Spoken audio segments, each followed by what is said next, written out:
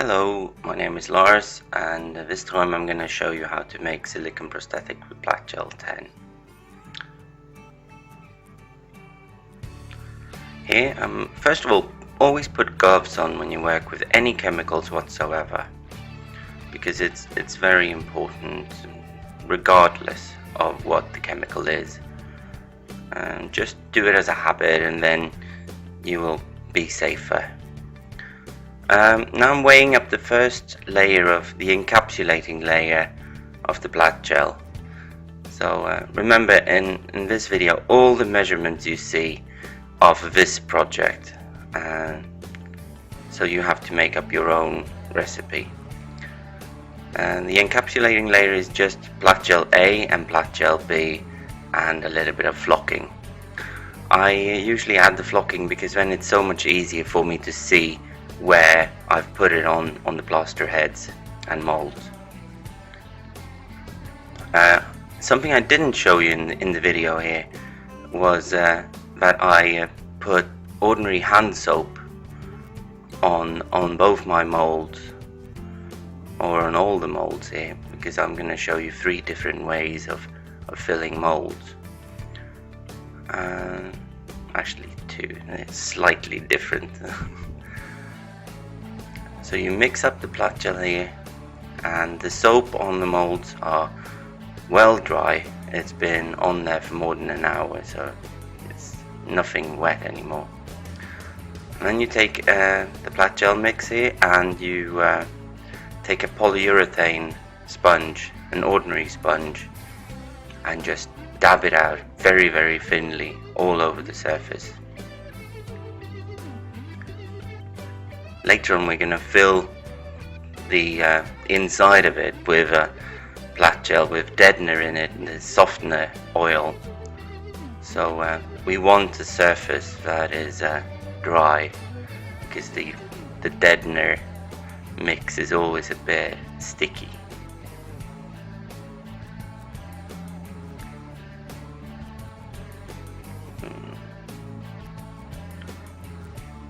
Now you can see it's getting a bit shiny where I've applied the silicone.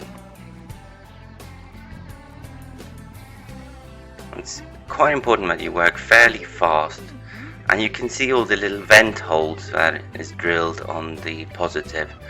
It's important that you don't let that fill up with silicone, so be a bit gentle around there.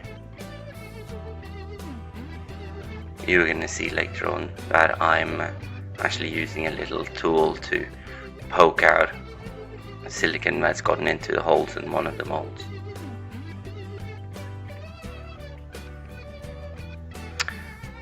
But never try to do this with a latex sponge. I've said it in the other video as well, but if you use a latex sponge, the silicone won't be able to gel and never dry, and you will have really difficult time cleaning your molds out.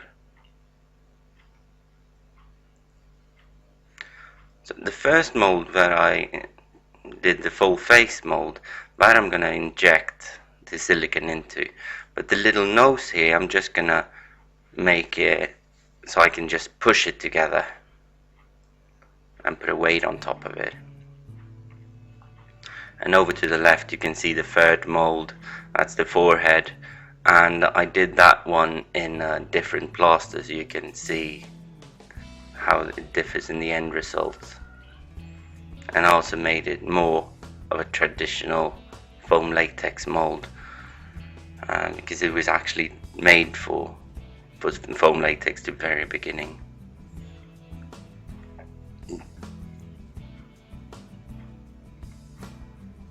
Just dab on everywhere. Doesn't matter if you go outside of the prosthetic, and that's just gonna fall off afterwards.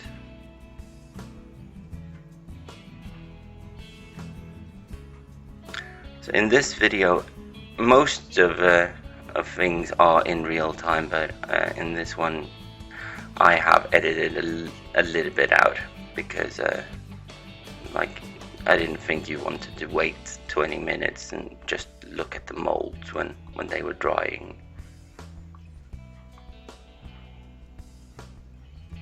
but for the application video everything is done in 100% real time. Here you can see I've got a little bit too much silicone into the vent holes, so I had to clean them out.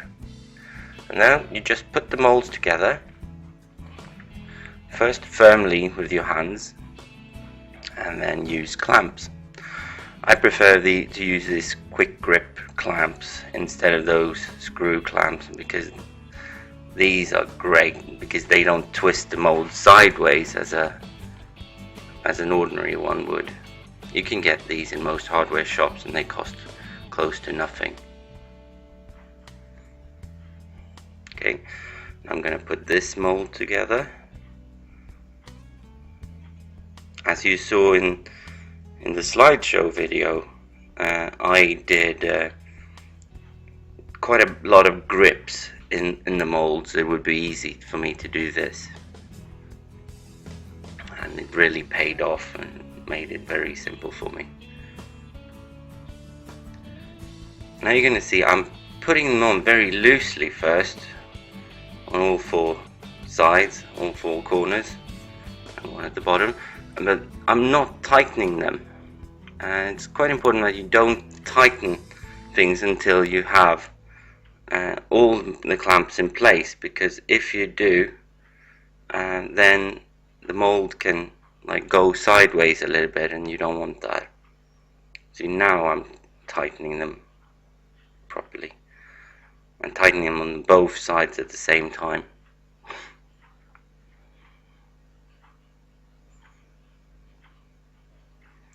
There was some little junk lying there. I can see I'm putting gloves on again because it's chemical time.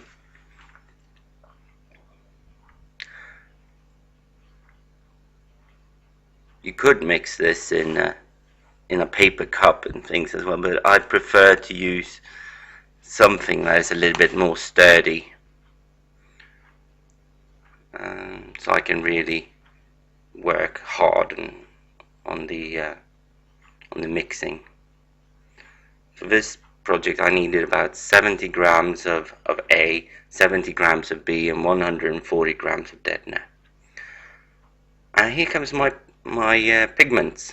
I really like this very easy mix. I take deadener and then I crush some ultra foundations from Cryolan down into the deadener, and smashing it up really good, and then I add quite a lot of flocking, and then I make a lot of the color before I start a project, and then I just weigh out exactly how much of the pigments I'm using. In this case I think it was 17 grams of it. Yeah, it was. And I think to make the mix I used 300 grams of deadener and how much was it? 30 grams of grease paint, and maybe 15 to 20 grams of flocking, but you have to try to find your own recipe there, because of course it differs on what color you want on the prosthetics. But the main perk of this is that you can recreate the same color on every prosthetic you make. It's great if you work for film and stuff and you need to have it looking exactly the same every day. So now the A component, the color, and the deadener is in. So I'm mixing that up first. Why I'm doing that and not mixing everything together is that I want to make sure that there's no lumps left in the paint. So I'm checking it pretty carefully now.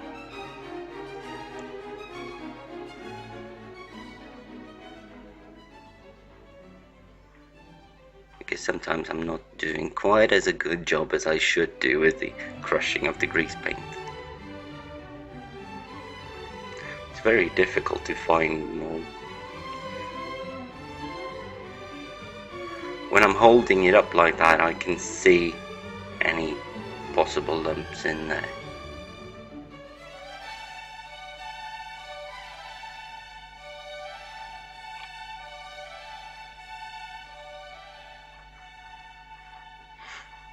You can see I've put the syringes up in a drilled holes in a little piece of wood. They would stand up easily, and it would be easier for me to fill them later on here when everything is done.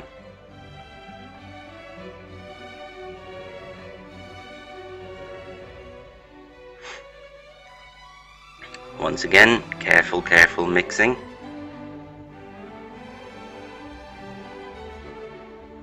If you don't do this properly, you will have parts of the silicone that doesn't gel and doesn't dry.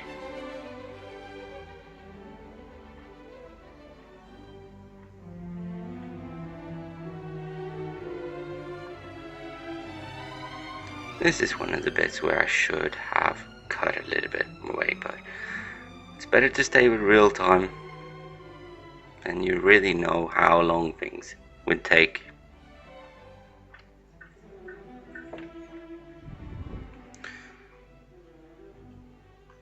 When I'm pouring the silicone here now, I'm pouring it from quite high up. Just have to instruct my cameraman where to film. I'm pouring it from quite high up because that breaks down any bubbles that I've created by mixing it.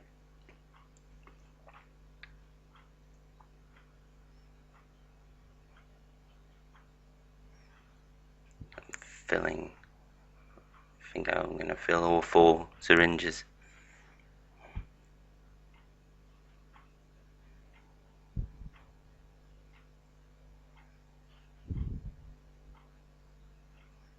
No, just 3.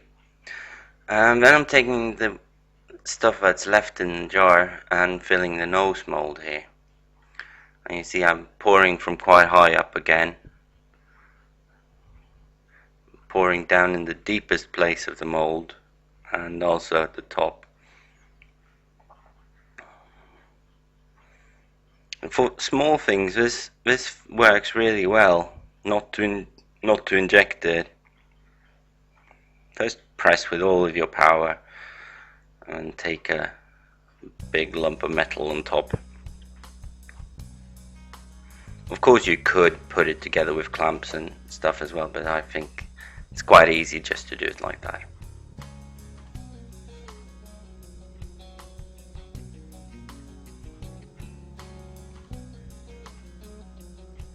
Okay, and when you're filling the syringe, turn it upside down, so you have to empty it from air. Here you see it's good to have gloves on, because otherwise that would have gone on my skin.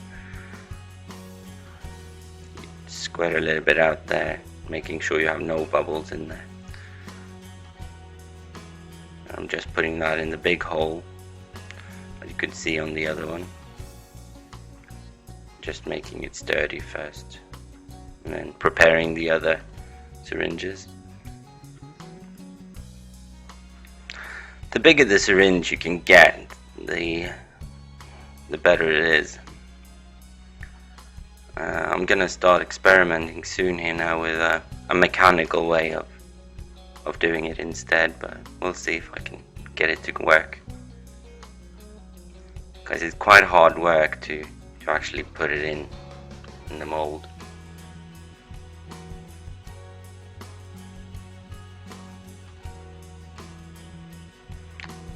I don't know what I was doing now. I was probably a bit confused as usual.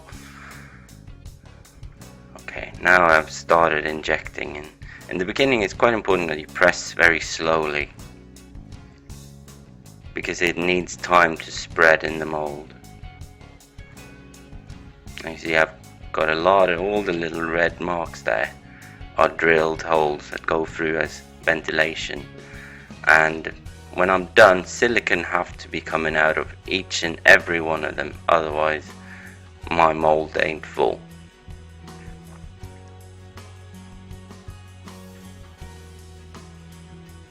And you're always going to experience that with every mold you have like one little problem area where you have a difficult time to get the silicone to. You see it now, it starts coming up. First time you're filling a mold, that's really exciting when you see it works, it flows in the mold. Because you never know until you've tried it for the first time that your sculpture was thick enough to create enough space for the silicone to move around. Okay, I'm gonna let the other mold wait now for a little bit, and because if I'm just taking it easy with it, all the little air bubbles, possible air bubbles, hopefully I have none, but they will start going up towards the vent holes, and then I want to have a little bit of silicone left in my syringe so I can push them out. And here's the old foam latex mold. Like the plaster is wonderful because you can actually use silicone in an old foam latex mold, which was not possible with any other silicone I've tried.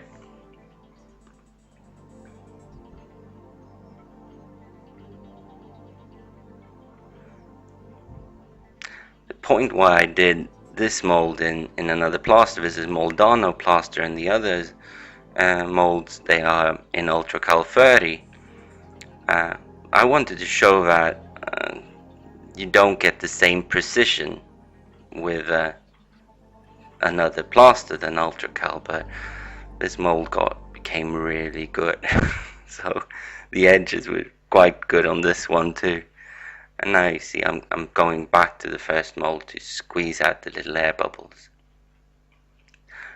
You can see just behind the syringe at the top there, you could see there was a few little bubbles coming out. Oh, this is what I edited away. You didn't want to sit and wait for 20 minutes, did you? Takes up too much time in our precious lives.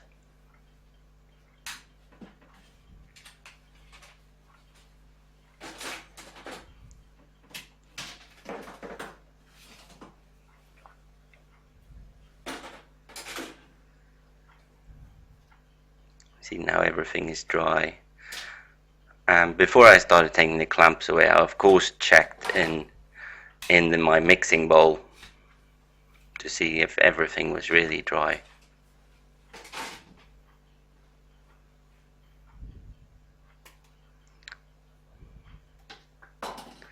You don't have to worry about taking all those little bits out from the vent holes, because I have never broken the piece, the prosthetic, by doing that. I'm just pulling it out. And as we're going to submerge these molds in water later on here, then the water can come in through the vent holes as well, and it's making things a lot easier.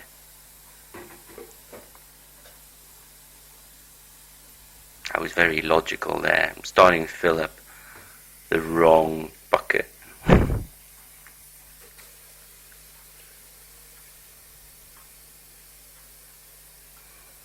And then I'm putting in the other one as well. I don't think I remembered to film that. Oh, I did.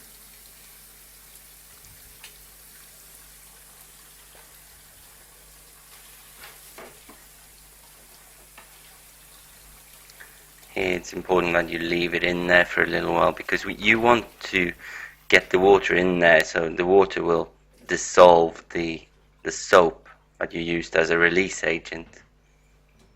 So 10 minutes is usually good.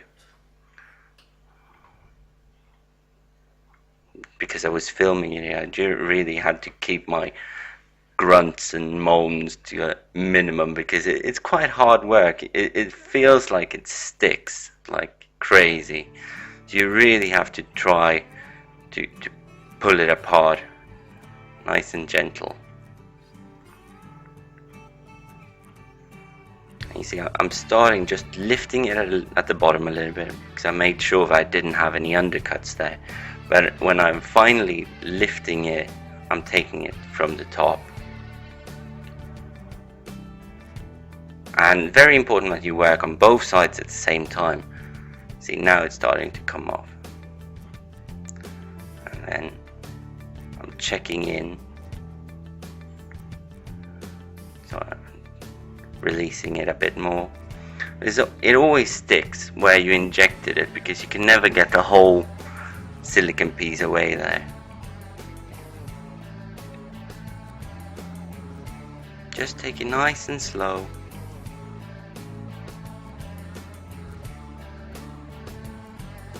Don't rush it, because you will just break it. I think I actually did break this piece a little bit, because I was rushing it a bit too much.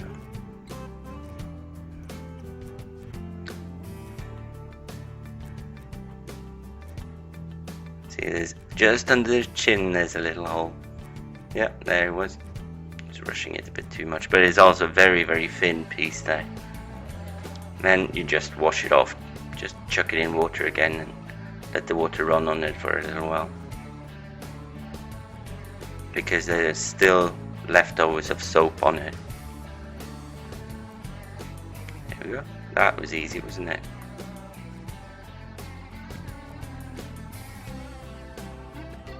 I didn't film taking the forehead out. It was just like taking the big mold apart. I figured I'll show you a little bit more of the nose here in the end of the film.